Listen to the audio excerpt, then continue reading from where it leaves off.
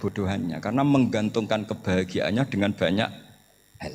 Makanya Imam Syafi'i ngendikan istighna itu apa? Al istighna anisya'i. Yang dikatakan kecukupan adalah berusaha sebanyak mungkin banyak hal tidak kamu butuhkan. Bukan memenuhi semua kebutuhan kamu karena nafsu kamu ini tidak ada batasnya gitu. Kalau kamu penuhin nggak akan selesai. Itu ada perempuan yang kurang cantik itu minta doa saya, Gus doain suami saya kaya, terus tak guyonin, terus nggak minta. Kalau suami kamu kaya, yang pertama dirubah itu apa? Rumah Gus, supaya rumah saya bagus. Kedua apa? Mobil, supaya mobil saya bagus. Nanti yang dievaluasi itu kamu. Mobil bagus, Alphard, rumah mewah, istrinya kamu pasti itu dievaluasi. Langsung nggak usah sudah gini aja kan. Jadi pertama yang dievaluasi itu kaya itu coba kalau suami kaya itu yang dievaluasi pertama rumah ya, rumah ganti. Setelah itu apa? Mobil. Kira-kira berikutnya akhirnya sudah Gus nggak jadi. Nabi Ibrahim itu pernah minta umur panjang. Keren umur panjang. Sama Allah nggak dijawab. Datang orang tua gitu mertamu ke Nabi Ibrahim. Terus disuguhi dikasih kurma. Apa itu? Kok kurma apa? Anggur yang sudah matang sekali. Sudah dimakan. Setelah dimakan meler keluar lagi. Dimakan lagi meler lagi. Terus Nabi Ibrahim masuk lagi ke kamar. Ya Allah doanya tak cancel. Nanti kalau saya tua kayak itu. Jadi Allah itu nggak jawab langsung tapi ngirimkan itu. Akhirnya ya Allah nggak jadi. Nanti takut itu. Saya pernah ngalami jadi kiai tadi ada ibu-ibu ya nggak pati cantik lah. Suaminya tuh miskin sekali. Minta doa saya supaya kaya. Bareng tak kasih pertimbangan itu udah nggak usah nggak jadi itu. Jadi itu kearifan. Tapi kearifan ini harus kita tanamkan. Saya nggak bisa membayangkan Indonesia yang besar ini. Andai kan tidak ada qanaah. Nerimo ing pantum. Coba sekarang ada Covid. Andai kan Indonesia tuh kayak Perancis. Saya beberapa kali punya tamu orang yang hidup lama di Perancis, bahkan dapat istri orang Perancis. Itu dulu nggak begitu mencintai Indonesia. Tapi setelah di Perancis 2 tahun, wah Indonesia hebat. Di Perancis tuh kata dia kalau cerita, semua kebutuhan masyarakat itu dibebankan ke negara. Apa saja minta negara, apa saja nyoal negara. Sementara Indonesia coba kalau Indonesia mengalami seperti ini kok tidak ada qanaah rimo ing pantum bisa kios Indonesia. Orang miskin nyalahkan negara, kelaparan nyalahkan negara, apa saja. Tapi barokahnya dididik kiai jogeman nyalahno wong liya. Urip nromo ing pantum diame. Sampai enggak ngerti kalau Covid. Banyak tuh orang-orang kampung itu, orang lugu-lugu itu. Mbah niki saking Covid, salam ning Covid muga-muga umure panjang. Dikira Covid itu nama orang yang ahli sosial itu. Mbak niki dana saking Covid. Matur nuwun sampekno salamku muga-muga umur panjang. Bingung kan yang nganterin ini. Ini gimana yang mau menjelaskan? Memang enggak paham. Ribet kan. Tapi saya pastikan bahwa dengan keadaan seperti ini kita bahagia, kita stabil itu jelas barokahnya kalimah tadi, moto tadi atau pegangan hidup tadi. Makanya disebut al-ibarat qutun li ailatil mustami'in. Bahwa redaksi atau kata-kata atau pegangan atau filosofi hidup apalah namanya itu adalah penyemangat. Penyemangat. Karena kata-kata ini memang luar biasa. Ketika sahabat perang demi kebenaran, zaman itu ya pasti benar karena yang dibela Nabi. Dulu itu kan enak zaman Nabi, yang dibela mesti benarnya, musuhnya mesti salahnya. Sehingga dulu itu memang harus tegas. Kalau sekarang mau tegas gimana? Yang kamu bela tidak mesti benar, musuhnya tidak mesti salah. Ribet kan kalau misalnya saya tukaran sama Pak Rektor, kamu mau bela mana kan bingung. Saya tidak mesti benar, saya tidak Nabi. Pak Rektor apalagi nggak mesti benar lagi kan? Ribet kan?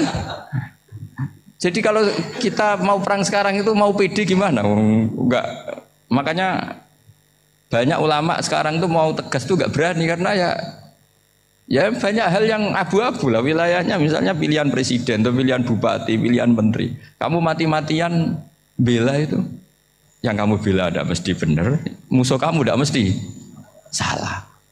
Misalnya pilihan bupati, Wah ini kabupaten ini baik kalau bupatinya ini, yang satu bilang ini. Terus tim suksesnya kamu tanya, kamu yakin? Ya enggak juga. Lah kenapa semangat? Kan saya botohnya, paling alasannya ya itu aja, bukan yang lain. Beda dengan zaman Nabi, Nabinya mesti benar, Abu Jahalnya mesti salah. Kan enak, aturan mainnya jelas. Singkat cerita dalam perang itu banyak sahabat yang alami luka, ngalami apa gitu. Kemudian curhat ke Nabi, ya Nabi gara-gara derekkan jenengan, ngikuti jenengan saya harus ngalami seperti ini, seperti ini. Ngiranya orang itu diapresiasi sama Allah keluarnya. Ternyata sama Allah enggak diapresiasi. Malah diturunkan ayat intakunu ta'lamuna fa innahum ya'lamuna kama ta'lamun wa tarjuna minallah malah yarjun. Kalau kamu sakit karena perang, orang-orang kafir itu ya sakit. Itu saja berani padahal demi kekafiran. Wa tarjuna minallah malah yarjun. Padahal kamu punya nilai lebih yaitu berharap kepada Allah yang mereka tidak punya. Saya jadi kiai itu ya kadang mangkel. Karena yang benci ya benci, yang seneng itu ngel-ngel loh kayak Pak Bejo. Jadi semuanya ribet. Nah iya, yang benci ya ganggu, yang seneng ya ganggu, tambah nemen. Seribet.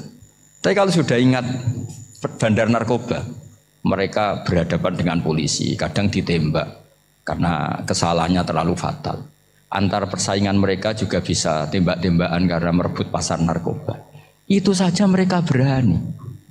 Kok kita yang jadi kiai kadang dicium tangannya, dihormati gak berani, hanya takut apa ya musibah-musibah kecil atau problem-problem kecil. Lah iya kalau kita bandingannya gitu. Kalau kamu mau tahajud kedinginan, itu masih nanti dihisab Allah itu gitu. Maling ayam itu keluar malam-malam hanya dapat ayam. Itu gak takut dingin. Ya gak takut digebuki masa. Kamu mau tahajud saja takut dingin. Makanya nanti hisabnya orang soleh itu nanti dijajarkan orang dolim. Terus diperbandingkan. Wah itu habis kamu kalau itu.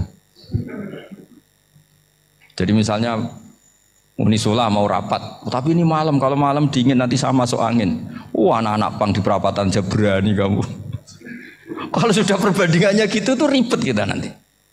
Makanya itu kalimat itu moto atau filosofi hidup. Sehingga diulang lagi nasihat itu. Iyam saskum korhun fakodu masal koma korhum mislu. Kalau kamu kena luka, orang-orang yang enggak benar juga akan kena luka. Itu aja berani demi ketidakbenaran. Masa kamu demi kebenaran enggak berani? Akhirnya orang itu, ya itu kalimat, itu heroik. Makanya kita ini penting ya. Makanya tadi himne Unisula dimulai kalimat thayyibah. Karena kalimat ini yang menjaga kita kalimat ini. Misalnya tentang Tuhan.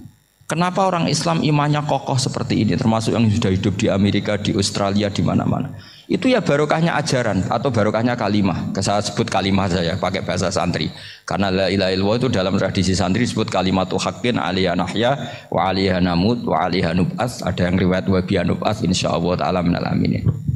Kenapa mereka di mana-mana meskipun sekolah di Amerika, di Australia, bahkan di Uni Soviet tetap mukmin? Itu barokahnya ajaran yang benar. Allah itu siapa? Tuhan. Tuhan itu sifat dasarnya apa? Awal. Dia harus wujud awal sebelum makhluk yang lain. Sehingga ketika ada negara yang maju, yang tertib, manajemennya tertib, masyarakatnya makmur, tapi punya Tuhan yang tidak seperti itu, tidak awal, itu sudah gak nyaman. Karena ndaklah keren Tuhan saya, karena Tuhan saya itu al-awwal, zat yang pertama. Tuhan saya keren lah, zat yang nggak mati. Tuhan yang nggak mati, yang nggak pernah mengalami kematian. Sehingga tontonan atau yang dilihat kenikmatan-kenikmatan yang lain ini tidak mengubah dia pendirian tentang Tuhan. Karena mantapnya satu kalimat tadi bahwa Tuhan itu ya harus satu, harus awal, harus tidak mati, tidak rusak, tidak mengalami apa-apa yang membahayakan. Sehingga ketika ditawarin Tuhan yang lain meskipun menjanjikan secara finansial atau kemakmuran, mereka gak tertarik. Itu coba, itu barokahnya makmur apa barokahnya ajaran? Barokahnya ajaran. Sering negara Islam itu kalah makmur dengan mereka, tapi barokahnya ajaran ini tetap apa? Tetap Islam. Makanya Nabi Ibrahim, Nabi yang sukses bikin wa ja'alaha kalimatam baqiyatan fi aqibi. Sehingga kita ini bekti sama orang tua misalnya, Itu ya karena ajaran. Suwargamu itu karek wong tuamu. Nak wong tuamu ridho, Allah ridho. Nak ora ridho, Allah ora ridho. Ridho Allah fi ridhol walidain wa sakhatu wa sukhtu wa fi sakhatil. Sehingga ketika ada orang tua yang agak brengsek gitu, anak-anak tetap hormat. Punya orang tua yang miskin, yang sudah miskin, tukang tombok nomor, banyak kan di kampung gitu. Ya tetap hormat. Coba kalau dari awal kita ngajari orang tua kamu hormati ya, kalau baik, kalau tidak usah. Bisa geger Indonesia. Tapi barokahnya ajaran-ajaran itu Indonesia tertib karena ada ajaran. Nah ini di sini pesantren dan Unisula semua harus berkontribusi membuat ajaran yang benar itu adalah ciri utama Islam. Sehingga Islam ini dimulai dengan ajaran kalimatu haqqin alaiha nahya wa alaiha namut. Sehingga kita tenang seperti ini. Saya ini termasuk kiai yang tenang. Meskipun kata orang banyak saya ini kiai besar, tapi termasuk kiai yang paling tenang. Termasuk yang paling tenang. Karena saya ini pakai mazhab orang-orang hebat. Saya berkali-kali cerita, orang kayak Imam Syafi'i itu orang yang luar biasa. Saya berkali-kali cerita. Orang yang tadi nyium tangan kamu ya Imam Syafi'i, di belakang tuh ngerasani kamu, menghujat kamu. Jawabannya enak saja. Berarti saya alhamdulillah orang yang wibawa. Buktinya di depan saya enggak berani. Jadi enteng saja. Diceritain sebagian kampung, sebagian separuh dari warga kamu itu enggak suka kamu. Ya bagus kalau enggak suka saya, enggak akan utang duit saya. Di mana-mana orang utang itu karena teman dekat. Kalau enggak senang pasti minimal enggak utang, enggak pinjam mobil, enggak pinjam apa. Berkah mana yang senang sama yang gede. Jadi dianggap enteng saja. Semua yang dialamin dianggap enteng saja. Misalnya punya istri pemarah, ya baguslah marahin suami. Kalau marahin tonggo malah ribet. Jadi kamu harus terima kasih kalau dimarahin istri. Baguslah marahin saya mah, kalau marahin tonggo ribet. Jadi enteng saja. Tapi kita sekarang itu karena nafsu ya, sehingga menghadapi hidup ini ribet. Ulama dulu kalau mau mati itu senangnya bukan main. Sudah lama saya ini ingin gak maksiat. Kayaknya gak maksiat paling efektif itu mati. Ya tidak apa-apa Gusti, kalau sebaiknya mati ya mati aja. Enteng saja. Jadi melihat kematian itu akhir dari segala keburukan atau potensi keburukan. Apapun baik kita sekarang, suatu saat mungkin kita gak baik. Yang bisa menghentikan ketidakbaikan atau potensi ketidakbaikan itu apa coba? Mati kan? Berarti mati itu mengerikan apa menyenangkan? Mesti kamu tidak berani menjawab. Meskipun secara ilmu kamu berani, tapi secara rasa agak berani kan? Saya ulang lagi ya, yang bisa menghentikan keburukan atau potensi keburukan itu apa coba? Apa? Kematian. Berarti kematian itu menyenangkan atau menyusahkan? Apapun kamu tidak berani jawab karena kamu agak-agak duniawi itu kelihatannya. Tapi secara ilmu, kamu tahu kan kalau mati itu tidak buruk-buruk banget. Karena apa? Itu akhir dari segala keburukan. Sehingga Nabi ngajarkan kalimat itu begitu luar biasa. Allahumma ahyini maka natil hayatu khairan li wa tawaffani maka natil wafatu khairan li. Nabi melihat dunia itu begitu indah. Ya Allah, kalau saya ini hidup, anggap saja hidup ini ziyadatan li fi kulli khairin, menjadi modal saya menambah segala kebaikan. Jika suatu saat saya mati, anggap mawon rohatan li min kulli syarrin, itu akhir dari segala keburukan saya. Sehingga mati hidup ya baik karena di situ kita bisa berkontribusi beramal soleh. Mati juga baik karena mengakhiri segala keburukan. Nabi nate ngendikan lagi, ajaban li amril mu'mini inna amrahu kullahu khair. Orang mukmin itu mengagumkan, semuanya baik. In asobathu na'ma syakara fakana khairan lah. Kalau baru dapat nikmat, dia syukur, maka itu baik. Wa in asobatu dharra sabara. Kalau dapat masalah mereka sabar, itu juga baik. Sehingga orang mukmin dua sisinya pasti baik. Itu juga kalimat, maksudnya moto atau pegangan hidup. Nah berikut ini saya beri contoh, ini kenangan saya, ini contoh terakhir. Masalah jadi orang terkenal maupun tidak. Di sini dicontohkan Imam Ghazali di halaman 367 di kitab saya 367, juznya 3 di kitab Ihya Ulumuddin. Di sini beliau cerita betapa untuk menjaga ikhlas sebaiknya orang itu tidak terkenal, tidak syuhrah, tidak terkenal. Oke, itu kita sepakat ya, karena kalau terkenal mungkin orang dipaksa publik dengan tanda kutip untuk selalu berbuat baik, tapi karena jaim lah, jaga image atau apa. Tapi ketika dibalik pertanyaannya, kamu rela yang terkenal itu orang nggak benar, sementara yang orang benar itu nggak terkenal. Lalu masyarakat tahunya yang tidak benar. Kalau pertanyaannya dibalik gitu, orang baik wajib terkenal enggak? Kalau pertanyaannya dibalik seperti itu. Dokter yang benar tidak terkenal, yang malpraktek terkenal. Kamu ingin kondisi seperti itu? Gak ingin kan? Kampus yang bagus gak terkenal, kampus yang bagus gak terkenal, yang gak bagus. Nah, artinya apa? Gara-gara olah kata, olah pikiran, ini logika jadi rubah. Lagi-lagi apa? Jawaban itu ada di kata-kata sebetulnya. Makanya bab-bab seperti ini tidak usahlah kita berdebat, berpolemik. Sebaiknya orang itu humul, menutup diri, apa sebaiknya orang terkenal, itu nggak perlu seperti itu. Sudah terserah Tuhan saja. Makanya saya mulai dulu ngaji sampai sekarang itu ya tidak punya punya ikon tertentu atau punya website tertentu, enggak. Sudah terserah pangeran, sudah. Saya juga tidak sok suci materialistik atau enggak, ya tidak mikir saya. Bukan apa-apa ya, karena saya ini kiai, jadi biasa urusannya sama Allah, tidak sama makhluk. Jadi pusing kalau sama sarah-sarahnya makhluk itu pusing. Meskipun rektor kalau nasihati saya pasti tidak saya terima, itu tetap makhluk, itu sudah ada ngefek kalau saya itu sudah ada itu. Bukan karena saya sombong, ya memang makhluk betul gitu, bukan cuma nasibnya bejo aja, tapi makhluk tetap makhluk. Saya beri contoh ya. Ini makalah yang ditulis Imam Ghazali.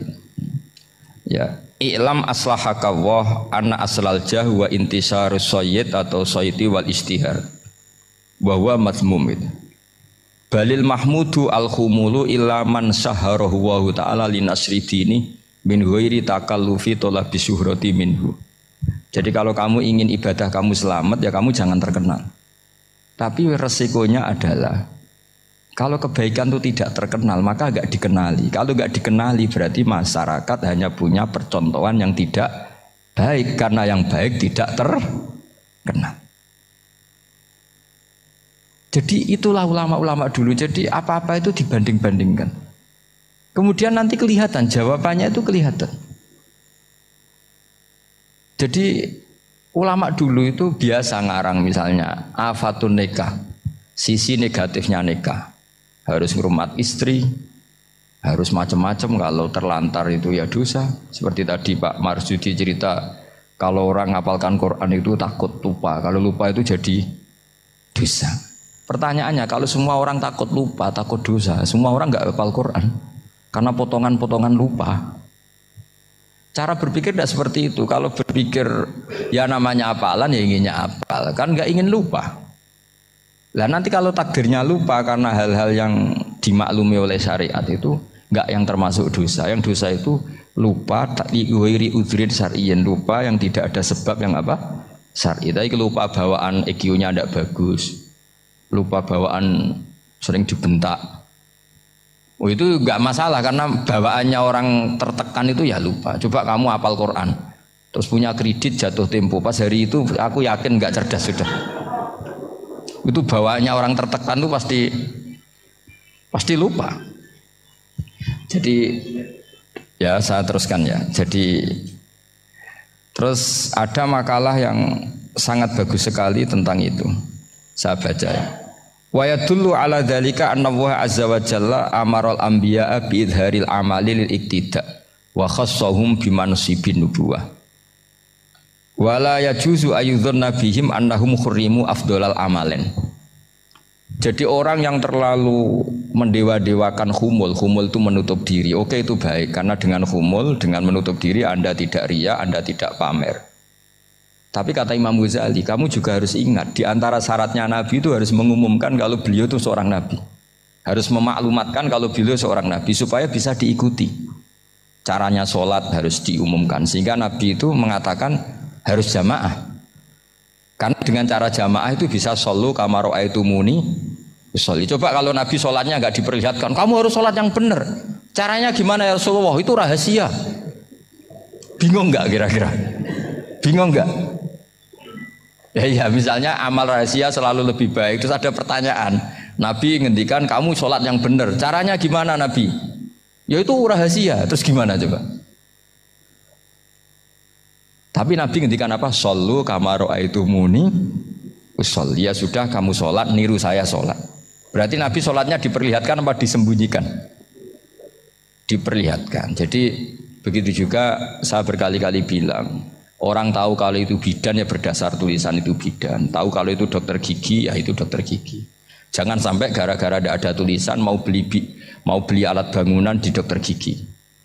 Mau periksa gigi di toko bangunan. Gara-gara apa? Nggak ada maklumat. Nah, di sini ulama-ulama selalu memaklumatkan dirinya. Termasuk Imam Ghazali ketika ngarang kitab dinamai Ihya Ulumuddin, bahwa kitab ini bisa menghidupkan ilmu-ilmu agama yang mulai hilang. Begitu seterusnya. Jadi ini ngaji ya. Jadi orang itu harus ngerti. Jadi jangan nuruti emosi sendiri atau logika sendiri. Bahwa saya suka humul, ya monggo, agama Islam menyediakan sarana itu. Uzlah itu ya punya sisi kebaikannya sendiri. Tapi syuhrah terkenal asal tidak nuruti nafsu juga punya sisi kebaikannya sendiri. Setidaknya umat ini punya satu master kebaikan yang mudah diakses.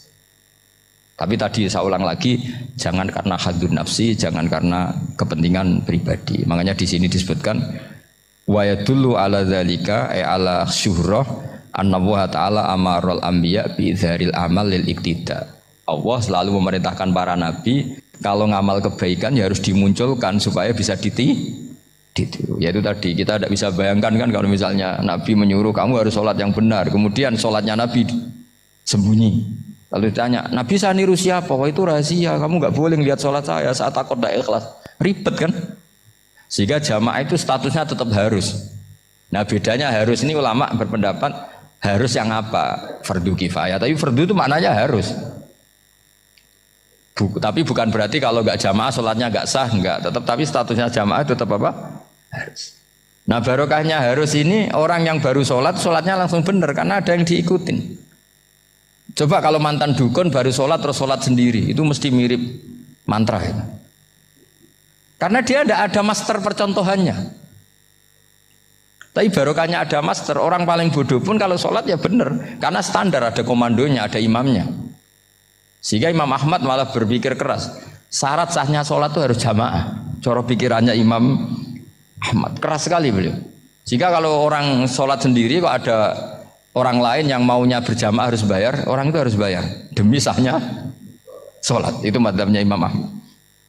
Tapi kalau madzhab Syafi'i hanya mengatakan itu fardu kifayah, yang kalau satu komunitas gak mau melakukan semuanya apa? Dosa. Ya jadi ini